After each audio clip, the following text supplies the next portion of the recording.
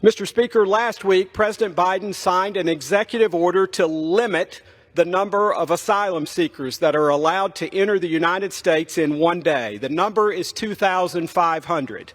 I have many concerns about the timing of this action and about the open border policies that created this mess. But I want to first address that number. If that so-called limit was enforced each day for a full year, 912,500 immigrants would still likely be admitted into the United States. And that's before all of the loopholes and exceptions in his executive order are even considered. This will drive the number even higher. The Biden administration would have you believe that this new policy will really crack down on the flow of illegal immigration into our country, but its effect will be marginal. At best, the policy will slightly downgrade the unmitigated catastrophe at our southern border back to a mere full-blown crisis.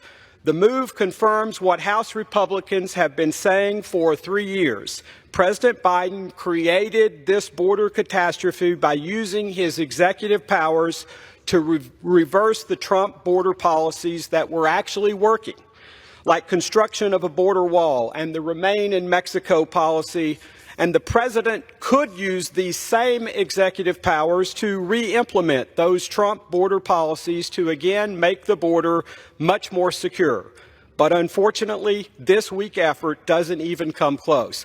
President Biden's gross mismanagement of the border has sent a message to the entire world to just come on in.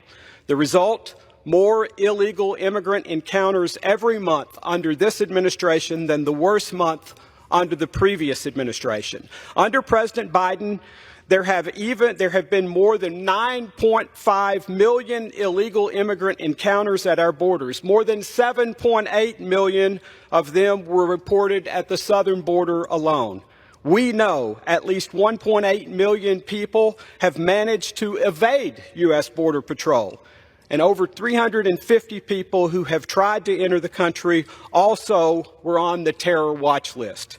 And the administration isn't done setting records. So far this fiscal year, there have been a record-breaking 27,583 communist Chinese nationals encountered at the southern border. That's an increase of about 8,000% from just 3 years ago.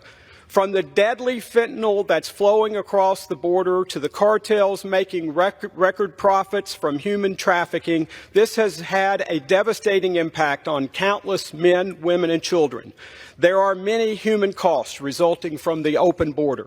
There's also an actual monetary cost of more than $150 billion each year, costing each U.S. taxpayer an average of $1,156 each year.